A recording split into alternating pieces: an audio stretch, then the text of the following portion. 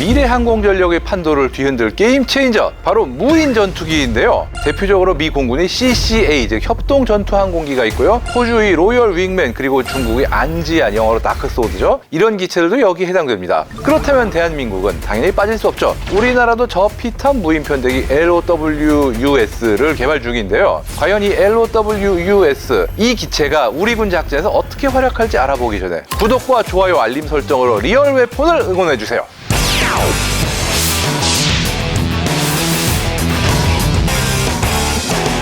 지난 7월 9일 일본이 무인 전투기의 기술 실험용 축소기체를 테스트하기 시작했다는 보도가 나왔죠. 우리나라 역시 LOWUS, 즉 Low Observable Wingman UAV 시스템이라는 좀 복잡하고 긴 이름의 무인 편대기를 개발 중인데요. 언뜻 보면 미국의 XQ-58A 발키리의 디자인과 닮은 모습입니다. 국방과학연구소 주관 하에 대한항공이 개발을 맡고 있는데요. 아직 그 자체로 전력화가 가능한 단계는 아니고요. 무인 전투기의 기술을 시험하기 위한 기술 시범기입니다. 그렇다고 무시하면 아니 돼요. 기술 시범기는 본격적인 항공기를 개발하기 위해 꼭 필요한 기술을 실험하고 검증하는 역할을 하는 기체인데요. 특히 이번 LOWUS는 우리 무인기 역사에서 굉장히 중요한 이정표를 여럿 제공하고 있어서 아주 주목할 만합니다.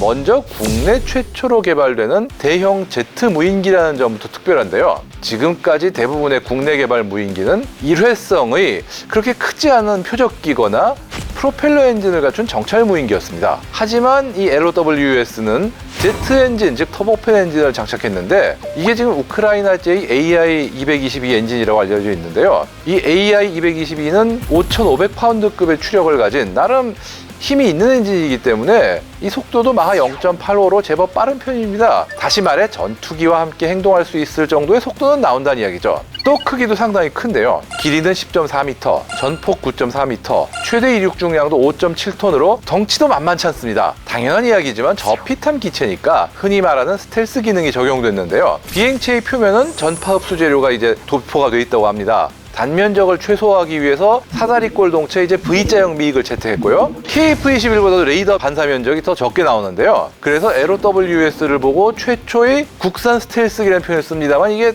나름 말이 되는 이야기입니다. 무인기인 만큼 원격 조종도 당연히 가능한데요. 오늘날 아무리 AI가 발달했다고 하더라도 자동차에게 완전한 자율주행을 맡기는 건 아직은 조금 망설여지잖아요. 항공기도 마찬가지. 완전 자율조종을 맡기기에는 약간 반신반의하고 있는 그런 상황입니다. 더군다나 교전처럼 예측이 어렵고 복잡한 상황에서 AI만 믿고 있을 수는 없죠. 결정적인 판단, 즉 이 방아쇠를 당기는 순간만큼 아주 인간의 몫이잖아요. 때문에 무인기는 유인기와 정보를 주고받고 통제당하는 유무인 복합체계, 즉 멈티 능력을 갖추는 게 핵심입니다. 이 LOWUS의 경우 공중 데이터 링크 시스템을 갖춰서 유인 항공기와의 데이터 통신이 이루어지는데요. 현재는 KT-1 훈련기에 LOWUS와 통신하기 위한 외장형 포드를 장착해서 통신 기능을 부여하고 있고요. KT-1에 타고 있는 조종 요원이 태블릿처럼 생긴 조종기, 즉 PDC를 이용해서 LOWUS의 비행 현황을 파악하고 어디로 어떻게 날아가야 할지 조종할 수 있다고 합니다. 올해 말 초도 비행을 앞둔 이 LOWUS는 내후년인 2027년까지 KT-1 훈련기와 함께 유무인 복합 시험 비행을 진행하고 2028년부터 체계 개발에 들어갈 예정인데요. 아무래도 이 과정을 거치면서 한층 더 진화할 것으로 기대됩니다. 초도기에는 정찰 임무를 위한 전자광학 및 적외선, 즉 EOIR 장비만 탑재되지만 이후 개발될 모델은 조금 다릅니다. A사 레이더, 전자전 장비, EOIR까지 앞부분 전체를 상황에 따라 바꿀 수 있는 모듈형 구조로 만든다고 합니다. 이렇게 되면 더 다양한 임무를 수행할 수 있게 되는 거죠.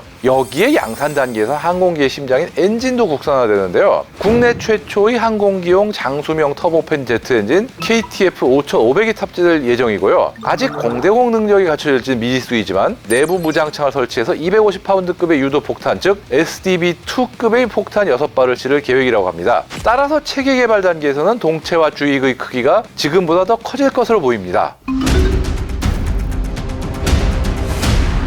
아무래도 스텔스 성능이 뛰어난 데다가 무인기인 만큼 적 방공망을 교란하거나 고위험 지역에 미리 진입하는 등의 임무를 수행할 것 같습니다. 이 LOWUS가 전방에서 정보를 수집하면 KF-21이 후방에서 LOWUS를 조종하며 전체 작전을 지휘하는 멈티 형태일 가능성이 높아 보입니다. 이 LOWUS는 무인 편대기, 본격 스텔스기, 최초의 국산 장수명 제트 엔진 항공기라는 점에서 여러 기록을 세울 것으로 기대되는데요. 우리나라의 LOWUS가 CCA 이상의 고성능 무인 전투기로 활약하길 기대하겠습니다.